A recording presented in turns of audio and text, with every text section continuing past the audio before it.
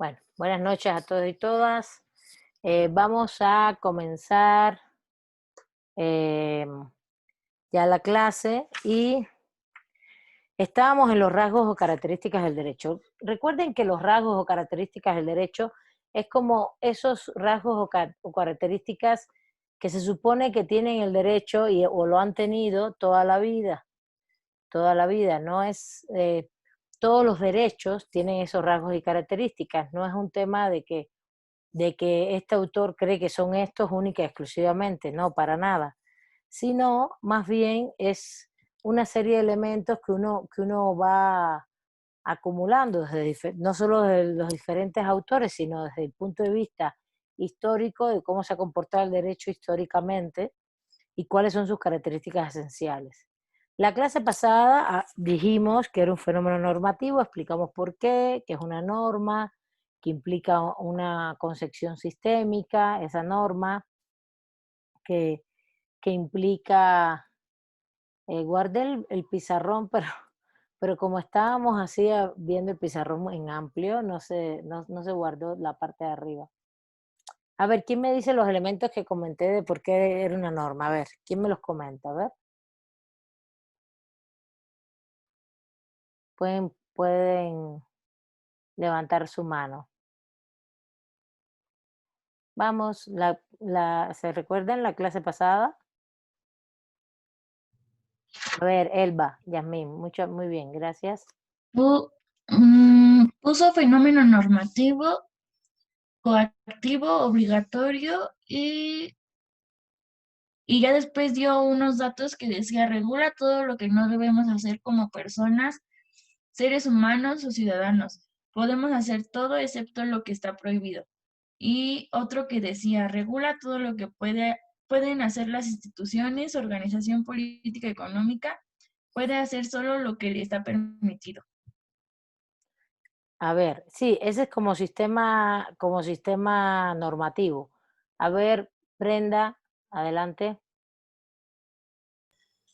A la compañera le faltó el rasgo de heterónomo.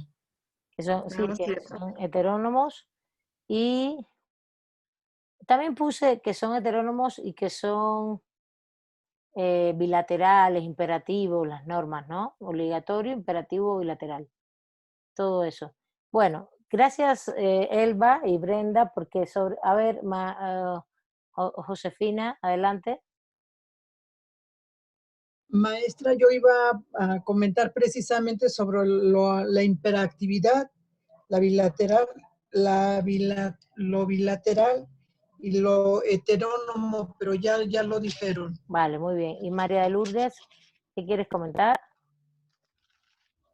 Acerca de la norma jurídica, profesora, que dice que dicta una conducta en la cual están encerrados una concepción paradigmática de lo que se considera bueno o justo o realizable según el orden social, es decir, según una determinada valoración. Ok, muy bien. Entonces, a ver, muy bien. Vamos a hacer un repaso rápidamente. Estaba un poco como viendo lo que vimos la clase pasada y lo que comentamos es que cuando se habla de normas jurídicas, porque, bueno, evidentemente regula, es un conjunto de normas que dicta conductas, ¿no? Que es un deber ser. Esto es muy importante, es un deber ser, es deontológico el derecho, ¿no? Te dice cómo debemos comportarnos y nos dice cómo qué conducta debemos tener. Entonces, cuando se habla de un sistema jurídico, que en este caso un orden jurídico vigente, regularmente asociados a los estados naciones, Estado México, el Estado Estados Unidos de América, Canadá, Guatemala, se percibe mucho el derecho asociado a estos estados. Después en esta unidad vamos a ver que no solamente el derecho está ahí, que para nosotros, pero por eso estoy viendo todas estas características. Me interesa mucho porque justamente vamos a ver cómo estas características se aplican a otros tipos de derecho que no son solo el derecho estatal. En este sentido, pero bueno, volviendo, hay un sistema jurídico, ese sistema es normativo porque es un conjunto de normas que tienen cierta armonía, esto es importante, por eso sistemas se relacionan unos con otros, se relacionan unas con otras y esa armonía es relevante en cuanto a la interrelación de las normas, es decir, que las normas no están de manera anárquica, de manera incoherente, no, no, no. Puede haber procesos de contradicciones dentro del sistema jurídico, y hay muchos, pero regularmente, aunque haya procesos de contradicciones yo digo entre las normas, entre lo establecido, puede haber lagunas jurídicas, eso también es otro fenómeno que se da dentro de las normas, pero regularmente es bastante, vamos a decir, armónico. ¿Qué quiere decir? No es que sea perfecto, sino que es un sistema que unas normas se van vinculando a otras y se van relacionando y tienen que ver unas con otras. Eh, Cuando hablemos en la unidad 2 de los sistemas jurídicos, vamos a entender cómo el sistema románico, que es el estatal, el del Estado mexicano, se construyó ese sistema y esa armonía y esa cuestión de coherencia interna, ¿vale? Entonces, ¿qué es lo que regulan esas normas? Pues regulan dictados de conducta y que además de regular dictados de conducta, qué es lo que pasan con ellas, justamente que las normas jurídicas van a regular, van a las personas, van a prohibir lo que no podemos hacer y es justamente lo único que nos distingue a nosotros de las instituciones. Los seres humanos podemos hacer todo, de todo lo que querramos hacer lo podemos hacer, excepto lo que nos está prohibido. ¿Se entiende? ¿Se entiende ese principio? Eso es muy importante en teoría del derecho. Nosotros podemos hacer todo excepto lo que nos está prohibido. Claro, en la prohibición hay una correlación lógica de obligación. Por ejemplo, ¿cuál es la correlación lógica de obligación? Que los seres humanos, por ejemplo, tenemos que pagar impuestos. Por tanto, se nos prohíbe no pagar impuestos. Por eso se usa el concepto de prohibición todo el tiempo. ¿Qué más se nos prohíbe? ¿Qué otra obligación tenemos? Pues sí, respetar los derechos humanos de las otras personas.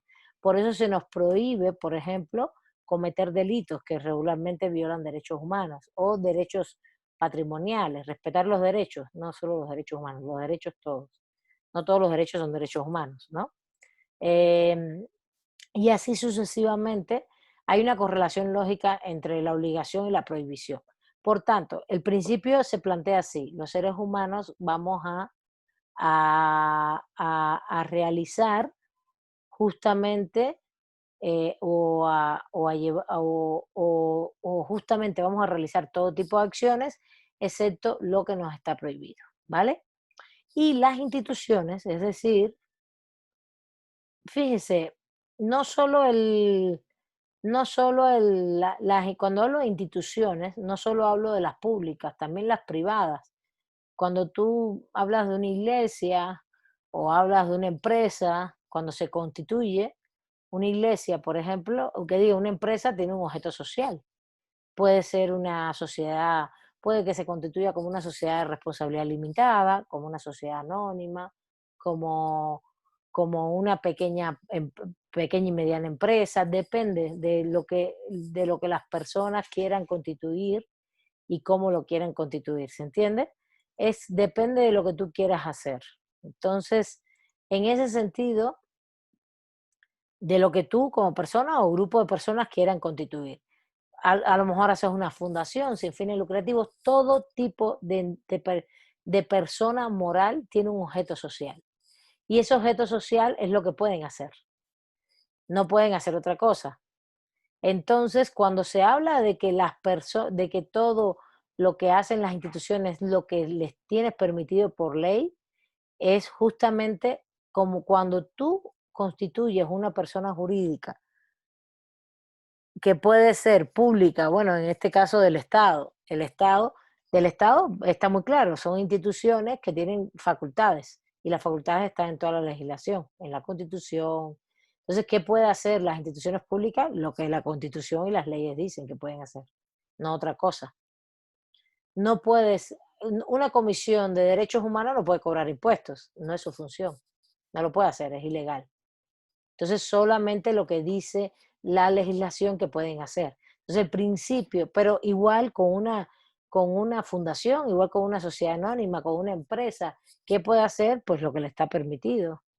Por ejemplo, una empresa no puede cobrar impuestos. Una empresa, en todo caso, tiene una actividad de producción, de servicios. Puede ser muy amplia, pero siempre es una actividad comercial, productiva, comercial. Entonces, a eso te dedicas, no puedes hacer otra cosa.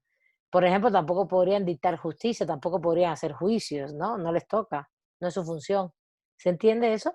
Entonces, resumimos, en las normas, el derecho como función normativa tiene un funcionamiento básico de dos principios, que es las personas podemos hacer todo lo que no está prohibido y las instituciones, sean públicas o privadas, pueden hacer todo lo que les está permitido única y exclusivamente por legislación. Recuerden que un acta constitutiva, por ejemplo, una fundación o una sociedad anónima de un tipo de empresa, se hace bajo los términos de la ley en donde la constituyes. Por eso es lo que la ley les permite. ¿Está bien? ¿Alguna duda con respecto a esto? ¿Alguien quiere comentar algo? ¿Podemos seguir? ¿No? Bueno, seguimos. Ya dijimos que el derecho también es obligatorio, ya habíamos dicho que tiene una característica, a ver, es que tengo aquí la imagen, pero no sé por qué se me... Tiene la característica de ser coactivo. ¿Qué cosa es la coacción? La coacción ya dijimos que es la violencia física. ¿Por qué el derecho es coactivo? Pero fíjense, ¿por qué es coactivo? Cualquier derecho. Hemos estado hablando mucho de el derecho como eh, el derecho como el derecho del Estado, ¿no? Pero también yo siempre les acoto que hay derechos en otros espacios, y eso lo vamos a ver justamente en esta unidad. Y el derecho como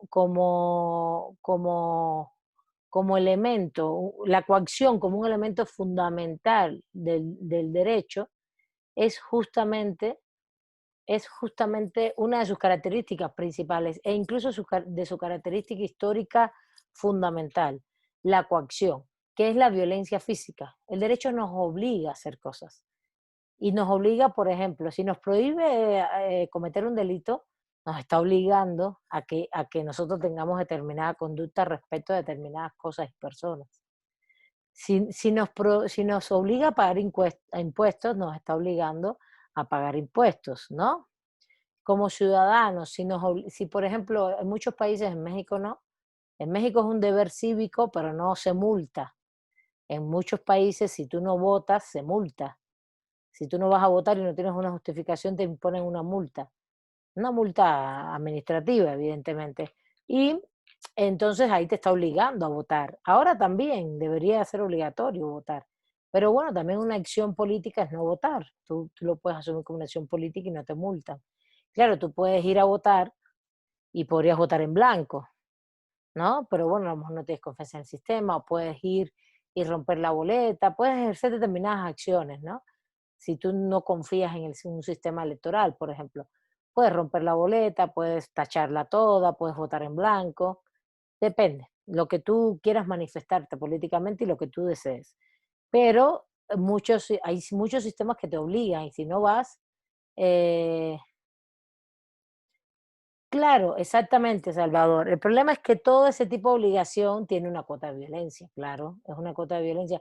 Aunque nos parezca bien, lo hemos normalizado, digamos, bueno, sí, pues cometí una infracción de tránsito, debo pagar una multa, ¿no? Aunque en la Ciudad de México ya no se pagan multas por puntos, pero debo hacer trabajo social. Aunque tú lo concientices, ¿no? E incluso la persona que comete un delito y dice, bueno, sí, pero es que cometí el delito, hasta que lo concientice, pero te están obligando a hacer una cosa que no es que tú quieras hacerla. Por eso es violento. Y esa es la característica de la coacción. Y aunque esto de obligación, fíjese, la violencia del derecho implica también, sobre todo la parte sancionable, ¿no? Porque a lo mejor uno hace muchas cosas que las ha normalizado y se siente bien haciéndolas porque siente que contribuye a la convivencia de los grupos, de nosotros, entre todos nosotros, ¿no? Y entonces si contribuyes a la convivencia, no te sientes mal no tirando la basura en un lugar inapropiado, al revés, te sientes bien porque te gusta que la ciudad esté limpia, te gusta que tus alrededores estén limpios. De, por ejemplo, pagando tus impuestos si eres empresario o si eres trabajador, no te sientes mal porque sientes que con eso contribuyes a una redistribución de la riqueza, aunque, por ejemplo, yo conozco gente que dice, pues yo no quería pagar impuestos antes, a lo mejor ahora sí, pero ¿por qué? Porque se lo roban, etcétera. Pues también ahí hay una actitud de desobediencia civil, se llama, una figura del derecho constitucional, como que es como un derecho que tenemos cuando no estamos de acuerdo con el sistema, pero ya esa es otra fase, ¿entiendes? Pero si nosotros también nos sentimos bien, por ejemplo, eh, sobre todo, por ejemplo, las leyes del tránsito siempre es muy buen ejemplo, porque al final las leyes del tránsito no son anárquicas, excepto cuando Mancera puso lo que puso en toda la ciudad para cobrar multas, para robarse el dinero, ese sí era muy molesto, la verdad.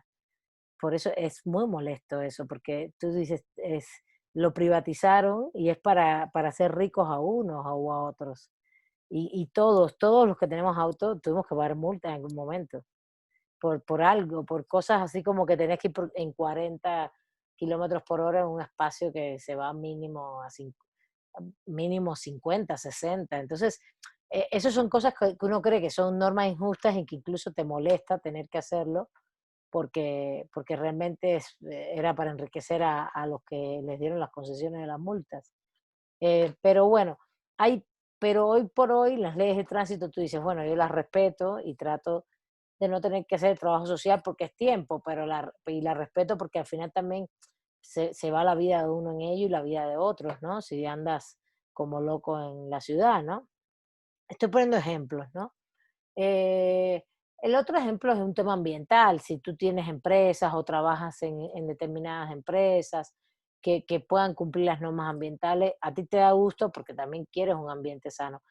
Esos son otras facetas del derecho de que uno tiene consenso acerca de lo que está regulado, ¿no? Pero no obstante que tengas consenso, que tú estés a gusto con cosas que estén reguladas, evidentemente siempre el derecho implica una violencia, un ejercicio de la violencia sobre nosotros, porque en el marco de sancionable siempre hay algo, nos hacen, nos sancionan y nos dicen hacer algo que realmente nos están obligando.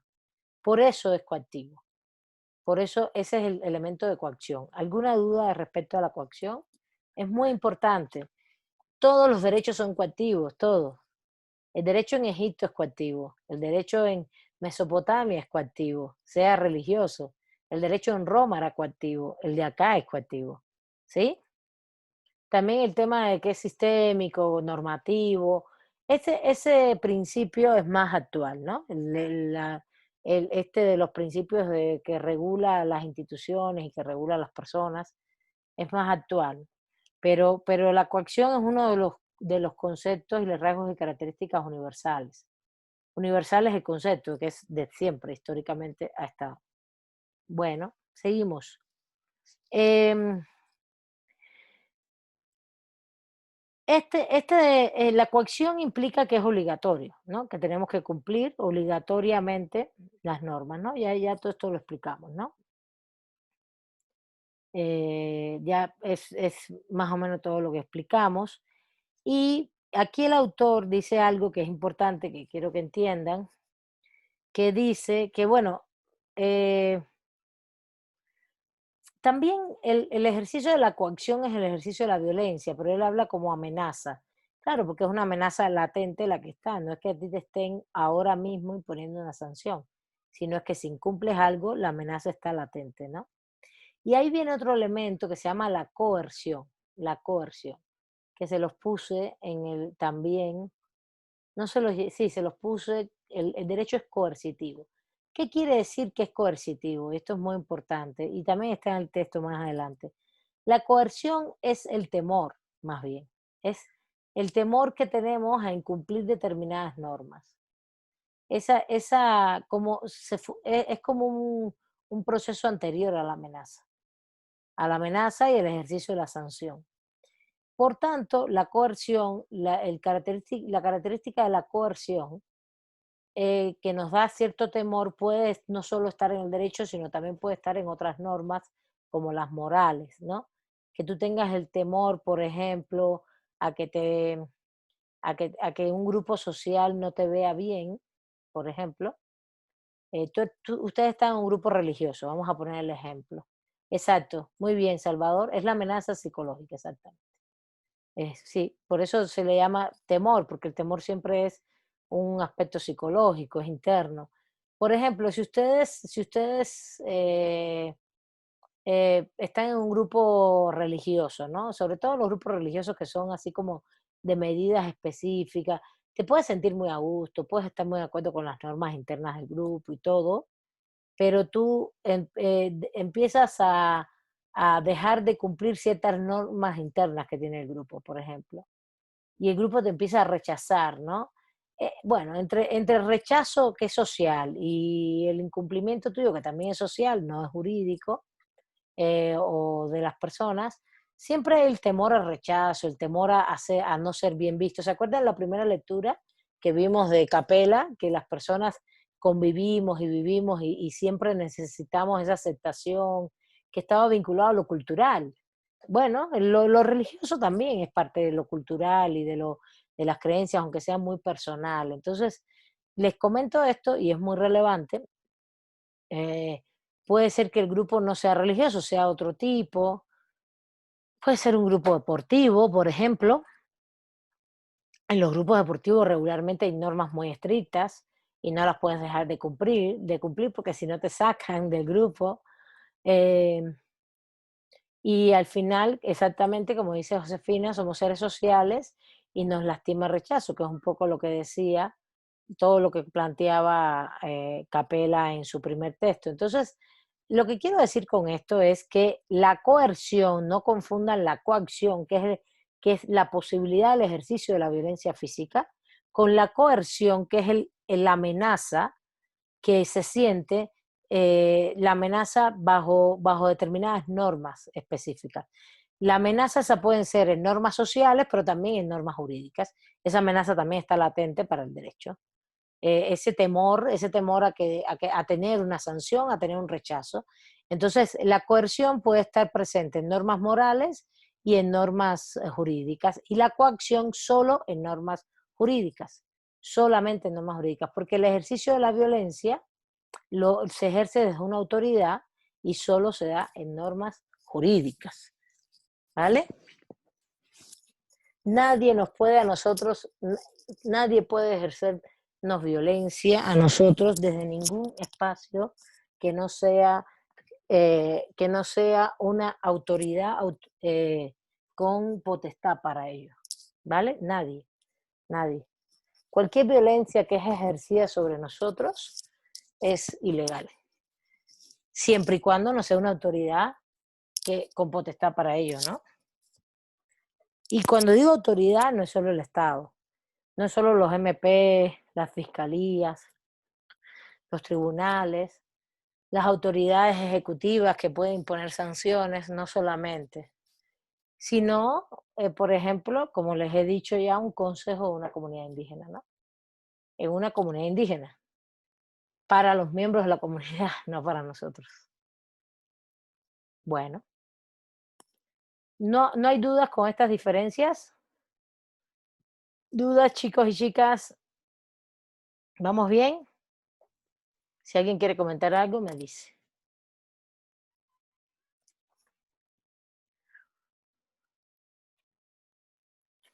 Dime, Ángel Eduardo, y después Jesús Alfonso. Adelante. Maestra, me surgió una duda. Bueno, el tema de las normas también lo estoy viendo en problemas jurídicos contemporáneos. Y algo que nos decía la maestra es que dentro de las normas morales se caracterizan también por la incoercibilidad, o sea, que no son impuestas por el Estado, o sea, que de cierta manera no las tienes, como no son establecidas por el Estado, sino por la sociedad, pues ya depende de cada individuo si las quiere cumplir o no. Y en este caso, pues sería como toda la cuestión de la conciencia, ¿no? Sí, pero fíjate, tú hablaste de incoercibilidad. Yo estoy usando los términos técnicos como están establecidos en la teoría del derecho. En todo caso, no son coactivas las normas morales. ¿Sí me entiendes? El término técnico es coactiva, no son coactivas, pero sí tienen la amenaza, esa amenaza y ese temor psicológico que te implica la coerción. Pero no son, los profesores usan el término de manera laxa, es como decir así, de manera, y te dicen, son incoercibles y se están refiriendo a la coacción. ¿Sí me entiendes? Eso es lo que está Ujú. diciendo la profesora. Sí, Ah, ok. lo que pasa es que yo soy, como yo hago filosofía del derecho, soy un poco pinky con los términos, y te voy a decir, el término así es, coacción, violencia física, coerción, amenaza. Amenaza con temor psicológico, ¿sí? Y Ok, claro, si sí. tú estás en un grupo social, hazte la idea, Ángel, que tú estás en un grupo deportivo, que no haya reglas, que haya reglas internas, un grupo del barrio, un grupo de fútbol, un equipo de básquet, qué sé yo, son reglas internas, y tú las incumples. Y pues la sanción, hay una sanción, pero es social, nadie te va a meter preso, nadie te va a poner una multa, ¿entiendes? Bueno, a no ser que el grupo lo tenga establecido de, oye, si llegas tarde tienes que dar 50 pesos, no sé, eso puede existir. Y no es ilegal tampoco, es un poquito rudo en mi criterio, pero no es. Pero entonces, que tú incumplas algunas normas, oye, tienes que llegar no solo temprano. Por ejemplo, el deporte es muy estricto, el tema de hay que llegar temprano, hay que entrenar a sus horas, hay que alimentarse bien, hay que tomar, hay que hidratarse bien. Y bueno, nosotros, tú estás joven, no, te vas a ir de parranda, no sé qué, no te importa. Pues en el grupo eso está mal y te hacen un rechazo. Esa amenaza, es eso lo que se está hablando. Y todo eso es social, ¿no? ¿Dónde entra el Estado? En la coacción, en la violencia física. No sé si se entiende. Quiero que se entienda bien esto. Ahora, entiendan también que sus profesores, incluyéndome, a veces yo digo incoercibles, a veces yo misma me confundo, pero no solo porque el texto este lo diga, sino si buscan todos los manuales de teoría del derecho. Yo hice un estudio de eso, porque los dos términos como que lo usaban de manera muy laxa los profesores. Y yo hice un estudio, y si tú abres un Eduardo García Maínez, un Burgoa, aquí en México, ¿no? Los clásicos de teoría del derecho, aunque Burgoa es más de amparo y constitucional, pero García Maínez, Recasens-Siches, eh, todos los que hacen teoría del derecho, los clásicos positivistas, todos vas a ver que el término está usado así. ¿Está bien? ¿Se entiende? Está bien, maestra. Sí, Gracias. sí, pero no se asusten, es normal, porque los profesores somos así, no, es que las normas son, las morales son incoercibles, no son coactivas, la coercibilidad está dada por su amenaza psicológica, por su temor psicológico, ¿está bien? Pero lo que está queriendo decir la profesora es que no pueden, no están aprobadas por el Estado, y eso está bien, y que tampoco se le puede ejercer una violencia física desde el Estado, porque son normas de grupos. Coerción es violencia física, es lo que estamos diciendo, Jacqueline, justamente. Está en el test. Coerción no es violencia física, disculpa. No, es coacción.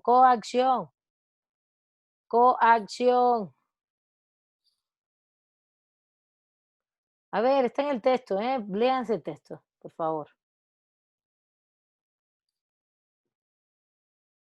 La violencia, normas coactivas, ¿vale?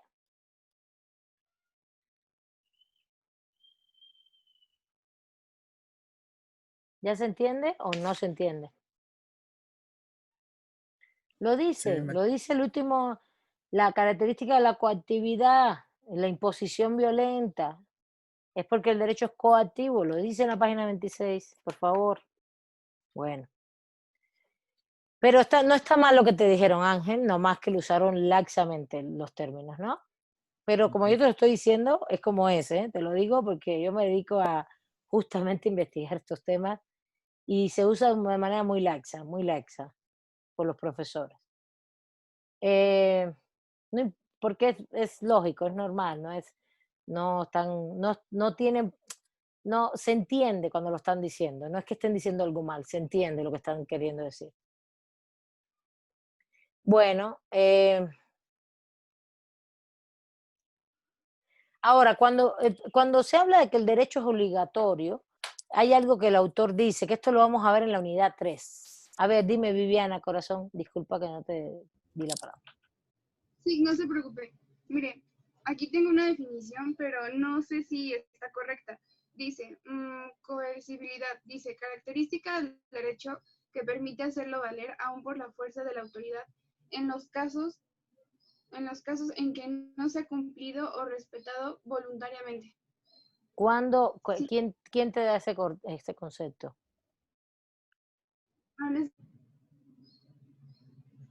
No lo veo, ¿me dices? Sí, a ver. Sí, pero a ver. Elementos básicos del derecho de quién? De Alfredo de la Cruz Gamboa. ¿Ves? Lo usan de manera diferente. Yo me he guiado por la teoría del derecho. Fíjense, este autor es cubano, este que estamos viendo. Y todos los que le cité que dicen lo mismo son los mexicanos o los mexicanos extranjeros. Recasensiche, García Maínez. Es coacción.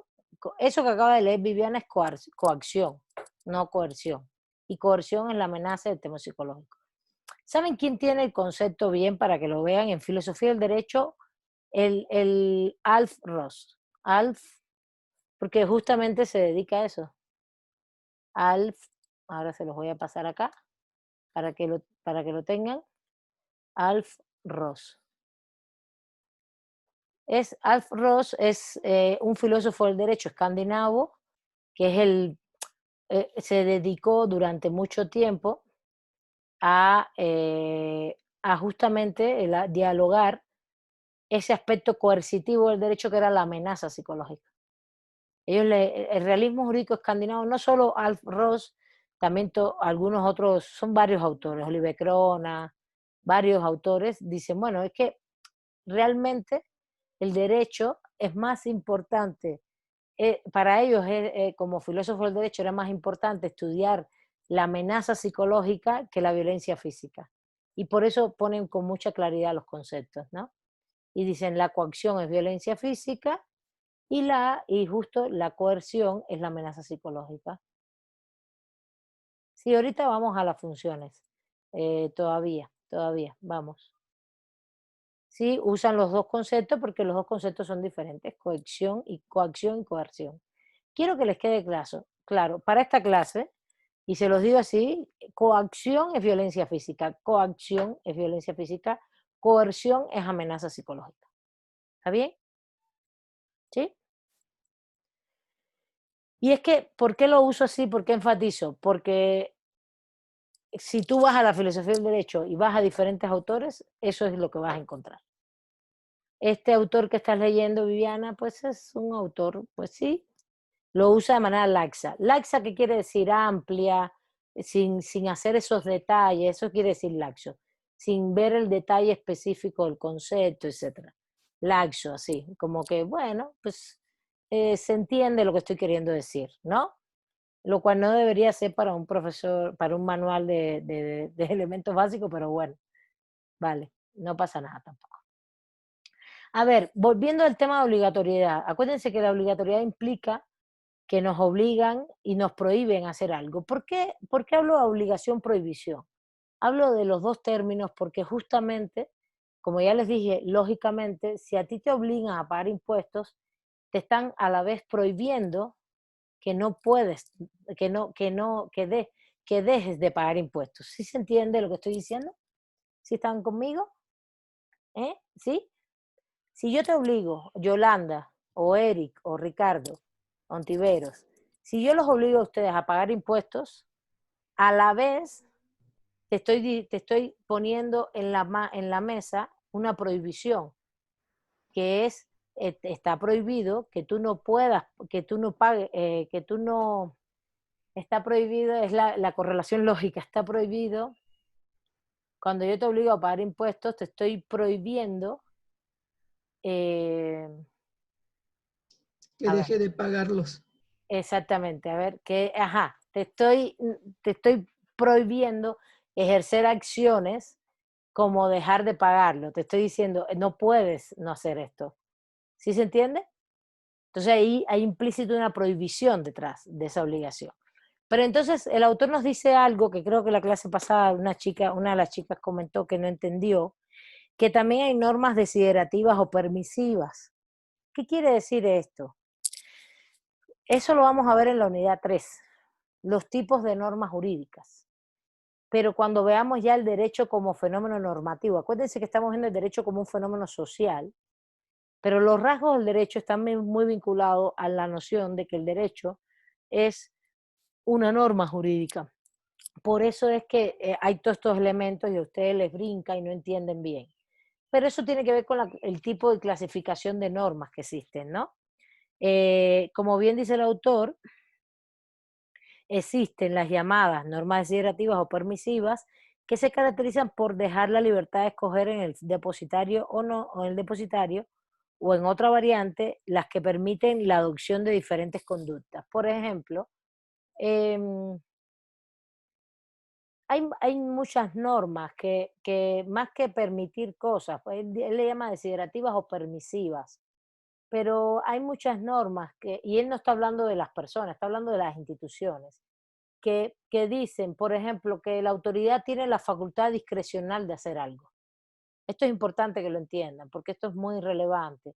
Hay normas que te dicen que, les voy a poner un ejemplo, la Suprema Corte de Justicia de la Nación tiene la facultad de investigación, pero decide cuándo investiga o no una violación grave de derechos humanos. Eso le da una discrecionalidad. Ellos no investigan todo, ellos investigan lo que ellos deciden que es importante investigar, o cuando se lo pide alguna otra autoridad o algún sujeto que en un momento determinado, mediante el proceso, llega hasta la Suprema Corte, y habría que buscar en la Constitución bien, pero en las instituciones hay muchas normas así, que tienen la facultad de hacer algo y pueden decidir hacerlo o no. No sé si me comprende, ¿sí comprenden lo que estoy comentando?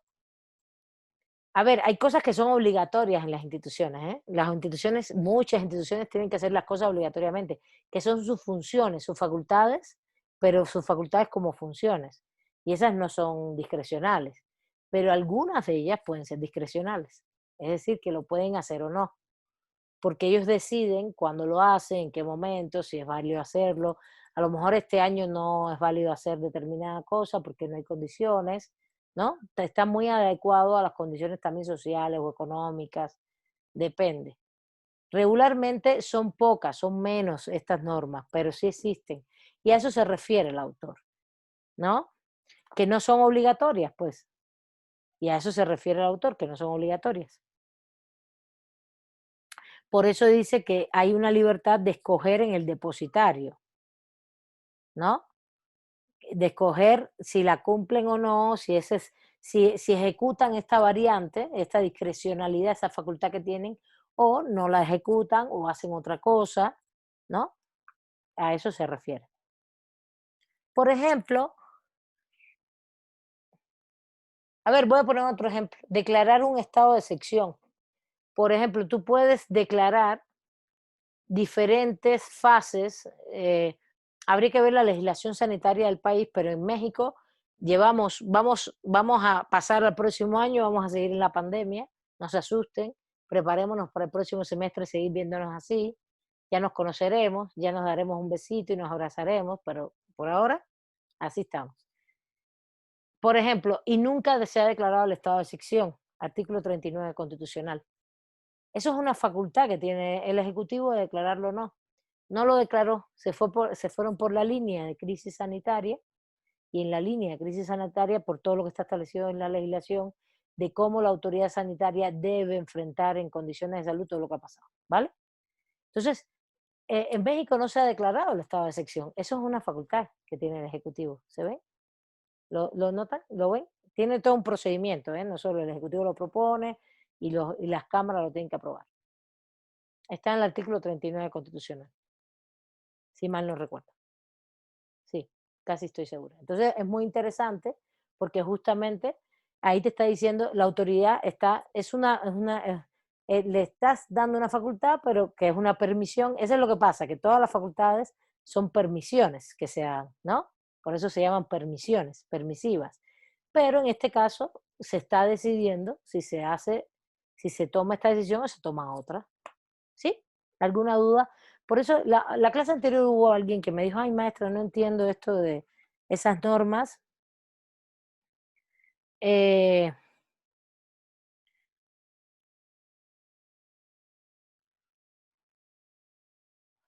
y después habla del derecho alternativo. El derecho alternativo vamos a hablar cuando hablemos de pluralismo jurídico, ¿vale? Dejemos el derecho alternativo, porque eso sí también me lo preguntaron, lo comentó la chica y lo vamos a ver después, en la tercera parte de esta unidad. Por eso quiero hacerles un examen, porque quiero ya que cierren una serie de contenidos y pasar a otros contenidos y que no se les acumulen tanto contenido para examinar. Bueno, el tema de la imperatividad, rápidamente, ¿alguna duda hasta aquí, chicos y chicas? ¿Seguimos? El tema de la imperatividad. ¿Qué cosa es la imperatividad? Pues el tipo de lenguaje. La imperatividad no está en la obligatoriedad, recuerden esto, la imperatividad está en el tipo de lenguaje. Ese es ese lenguaje fuerte que tiene el derecho como norma, ¿no? Por ejemplo, que ordena, ¿no? Te obliga, te ordena o te prohíbe. Ordenar puede ser prohibir, puede ser obligar, ¿no? O que te dice, estas son tus funciones, institución. Si estas son tus funciones, no, eso no puede cambiar.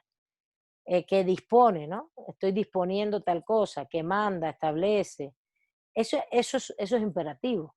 Eso es lo que impera. Es lenguaje imperativo. Y esto es muy importante porque eh, e incluso vuelve a decir el autor, hay normas permisivas, desiderativas, que son, por ejemplo, la famosa el estado de sección, que es una facultad que tiene el Estado y toma la decisión de cuándo debe declararlo o no, pero eso no quiere decir que el lenguaje no sea imperativo. Incluso, por ejemplo, cuando se habla del estado de sección, se dice que quién es la autoridad que lo debe promover, cómo se aprueba, qué procedimientos tiene, qué derechos no puede violar. Por ejemplo, nunca se pueden suspender determinados derechos humanos. Eso es muy irrelevante. Entonces, al final te están poniendo, si tú declaras el estado de excepción, hay una serie de obligaciones que tiene que cumplir la autoridad. No, no es así, ay, bueno, declaro estado de excepción y todo que sea como quiera, ¿no? A ver,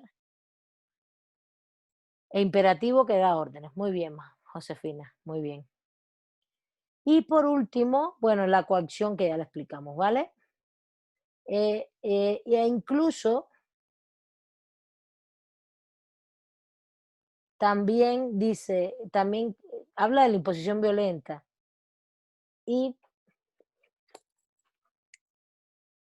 no solo, fíjense, el tema de la coacción es la característica del derecho más antigua, la verdad, porque justamente incluso la obligatoriedad y la imperatividad, siempre eso está en todos los derechos universalmente, históricamente, ¿no?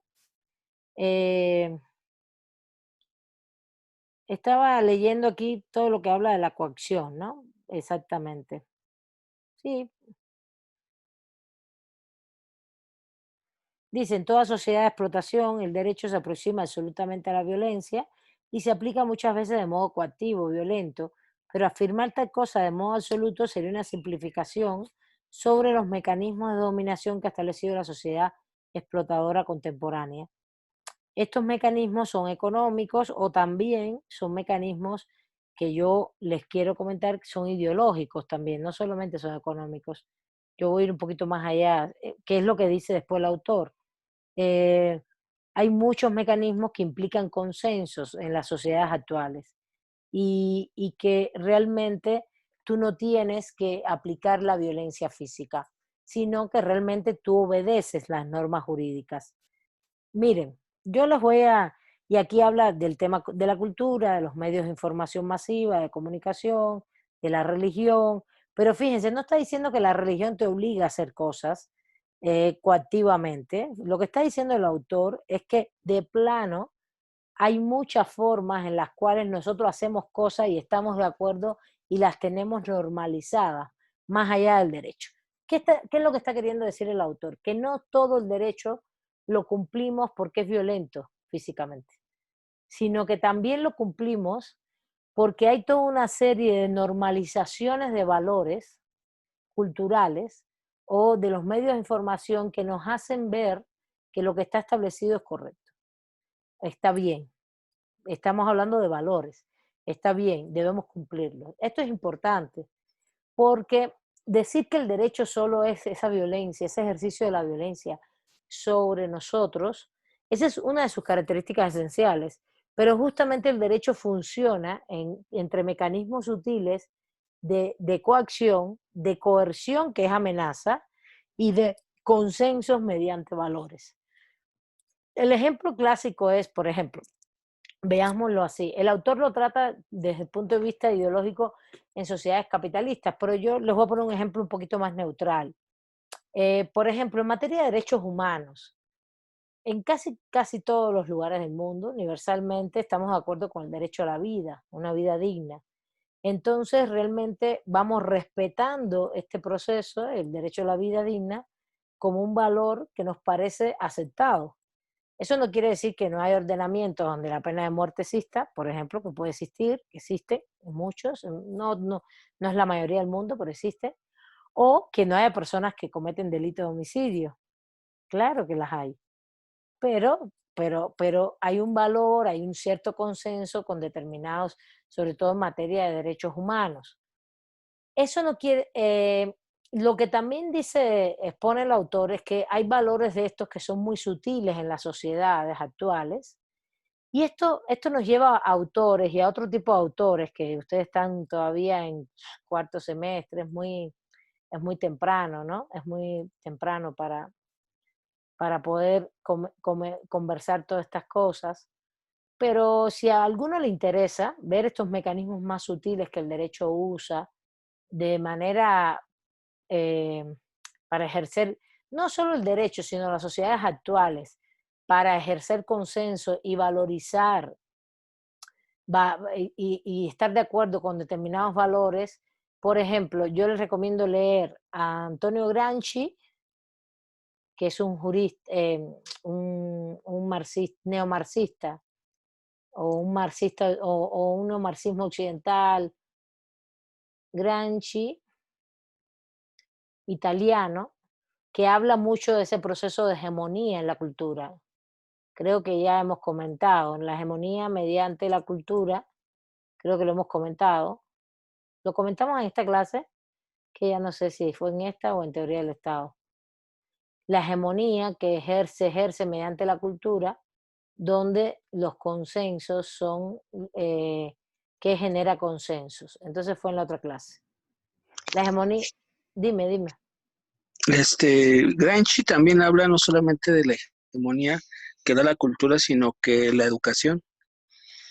Cuando Que hablamos de cultura es todo. Sí. Adelante, sigue, Julián, sí. Le da más énfasis a la educación en el contexto de que los crea para un sistema. Los educa para el sistema. Sí, estoy de acuerdo contigo, pero de hecho él lo usa como cultura. Lo amplía y le da un peso fundamental a la educación, pero esa hegemonía para generar consensos, para nosotros estar de acuerdo. Y, por ejemplo, nosotros lo que hacemos es decir, sí estamos de acuerdo con todo lo que se propone. Por ejemplo, un valor que yo estoy en contra es que la propiedad privada sea un derecho humano, porque además no lo es. La propiedad privada es un derecho patrimonial y no debe ser defendida como los derechos humanos. Debe ser defendida como un derecho patrimonial. Los derechos humanos tienen otros mecanismos de defensa más importantes relacionados a las necesidades vitales de las personas, ¿sí? Entonces, por ejemplo, ese es un valor que ¿quién nos los impone? Como cultura, educación, como mismo dice Julián. Pues, ¿y quién no? Pues el sistema capitalista te lo está imponiendo y tú asumes que sí, que está bien. ¿Sí se entiende, Julián? Adelante.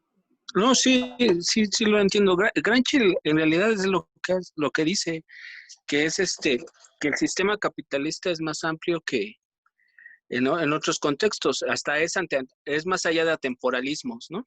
Exacto.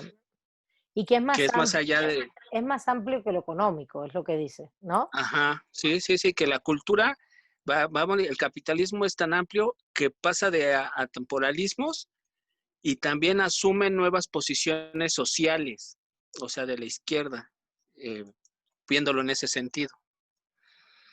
Como por ejemplo los derechos humanos, como usted lo mencionó, antes se hablaban de derechos humanos en una cuestión más de izquierda, y ahorita como un derecho humano, que es la propiedad privada, que es la parte modular del capitalismo, ya es un derecho humano, ¿no? Exacto. Bueno, Y antes se hablaba mm, bueno, perdón. pero es que no, pero es que ahí la propiedad siempre se defendió desde el siglo XVIII y XIX como un derecho fundamental, y justo lo que estamos al revés, hace como 30 años, 20 años aproximadamente que se está diciendo, 30, desde los 90, se ha dicho mucho que es un derecho patrimonial y no un derecho humano, pero no hay quien lo quite de la cultura jurídica, ¿eh? La cultura jurídica hoy en general es, no, ¿cómo crees? ¿Cómo puedes afectar la propiedad? ¿Cómo no sé qué? La propiedad privada me refiero. Y tú dices, perdón, pero yo no estoy hablando de que te quiten tu vivienda, por ejemplo, estoy hablando de que tú tienes derecho a la vivienda, pero no es el tema de la propiedad en sí, sino la vivienda como un espacio como tu espacio de libertad. Adelante, adelante. Habla porque si abres el micrófono me escucho yo, hay un rebote. Bueno, Adelante. disculpe. En este contexto era lo que decíamos, los marxistas hablaban de que el derecho era solamente capitalista porque hablaba de la explotación con el primer libro, pero Gramsci habla más allá de eso, que ya dejó de ser solamente una cuestión meramente de productividad, como lo entendemos, el fabricante, el capitalista, y va más allá, hasta un grado intelectual, cultural, social. Ya el capitalismo abarca más sentidos que solamente el hecho de los medios de producción. Exacto, eso, que las relaciones sociales y económicas. El otro autor que habla mucho de esto, y ya no es marxista, sino es postmarxista, postestructuralista, se le llama, tiene base en el estructuralismo francés, es Michel Foucault. Y Foucault es impresionante, a ver si Foucault es impresionante desde el punto de vista eh, de, a ver, que es que me faltó una U, es lo que estaba viendo, disculpe.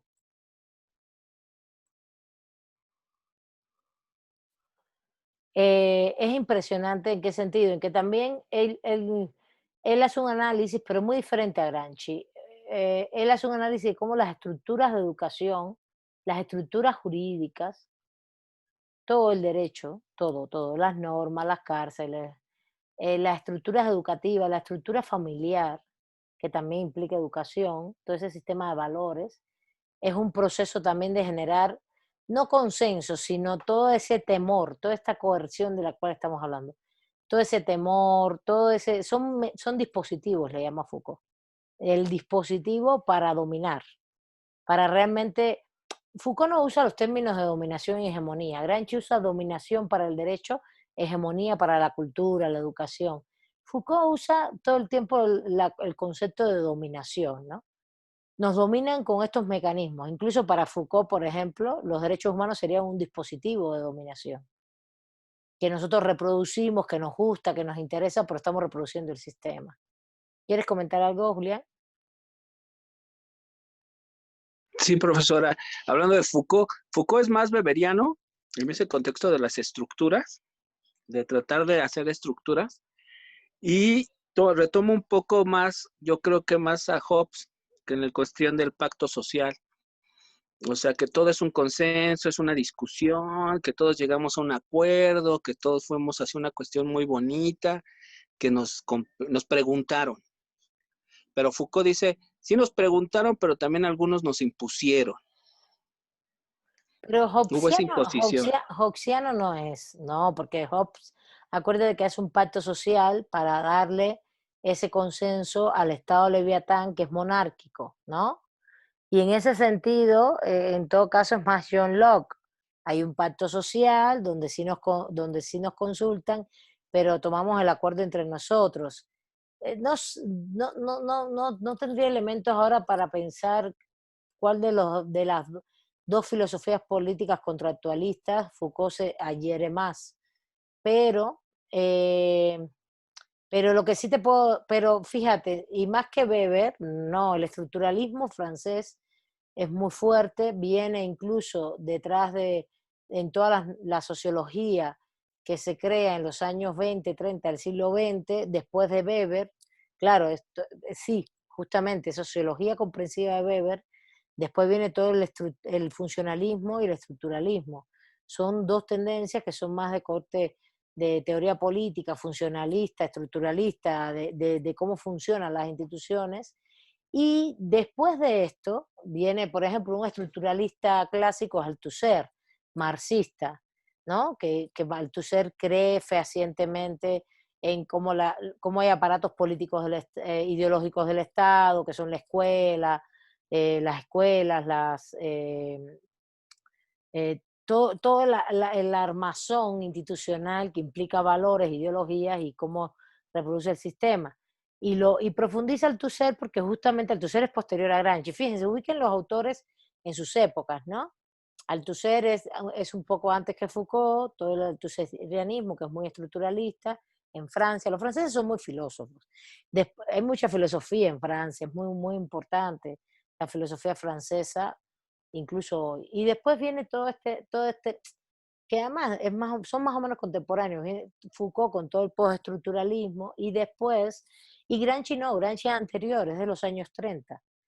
Es muy anterior y además muere en los años 30, muere muy joven porque estuvo preso muchos años y se enfermó mucho, porque era el presidente, el secretario general del Partido Comunista Italiano, y lo tuvieron ahí, fue un dirigente muy importante del Partido Comunista Italiano, pero fue un gran intelectual. Y bueno, Althusser, que es marxista, Foucault, que es marxista estructuralista, y Foucault, que es postestructuralista. Foucault es muy bueno en este tema de lo que les estoy comentando también, del derecho, pero lo ve todo como un dispositivo de dominación, todos estos elementos. Bueno, ya se va a acabar la clase, ya no nos da tiempo funciones, pero bueno, ya terminamos los rasgos, espero que no les quede ninguna duda. Nos falta un rasgo fundamental, que es justo el rasgo que tiene que ver con este autor, ¿no? Y es que el derecho, yo lo voy a poner así, él le llama que el derecho es un proceso de la voluntad política del Estado que refleja la lucha de clase. Yo lo voy a poner así, la característica, el derecho es un campo de disputa, el derecho como campo de disputa. El derecho como campo de disputa. Y ese es el primero que vamos a tratar el miércoles en la clase para cerrar este punto, y vamos a funciones y fines, y ya si cerramos esta semana con este autor, ¿vale? Y van a ver, el derecho como campo de disputa es muy importante porque el autor tiene un lenguaje marxista y yo, marxista más clásico, y yo se los quiero poner más en un contexto más crítico actual, ¿no? Donde ponemos, yo uso ya más autores, no solo uso a Voltaire, sino uso más autores, y este elemento sí es un elemento, este es el único rasgo que cuando lo dialogamos tiene que ver con el pensamiento crítico, marxista, neomarxista y crítico. No lo vas a encontrar en Recasens-Sitchin, no lo vas a encontrar en García Maínez, incluso en el autor que Viviana nos enseñó, ¿vale? No, ahí no va a estar ese rasgo, porque ese es un rasgo que nosotros le damos al derecho desde una posición crítica jurídica, ¿no? El derecho es un campo de disputa, el derecho todo el tiempo es una lucha, hay una lucha con él, hay luchas sociales, y justamente esa es una de las bases fundamentales en las cuales nos vamos a diferir de los positivistas, ¿no? El positivista ve el derecho como esa norma que está allí, que es coactiva, que es imperativa, que es obligatoria, que es heterónoma porque está emitida por una autoridad, tú te debes a alguien que emitió esa norma, tiene la amenaza coercitiva, ¿no? Todo eso, y es norma jurídica, es un sistema normativo, pero nunca va a dialogar un derecho en este ámbito de disputas, ¿no? De campo de disputa, que es de un comportamiento de contradicciones dialécticos. La próxima clase lo vemos, ¿vale? Me da mucho gusto verlos y verlas. Les voy a pedir que empecemos las clases, que se conecten con la cámara, y ya después ustedes pueden Ya cuando empecemos a grabar y cerremos, ustedes ya se salen. Y se salen, no, pues ya la quitan. Bueno, les mando un abrazo, un saludo, nos vemos el miércoles. Cuídense mucho, ¿vale? Gracias, maestra. Igualmente, Gracias. cuídese. Gracias, profesora, igualmente. Cuídense mucho los que Gracias. están trabajando, por favor, los que tienen que salir a la calle todos los días, ¿vale?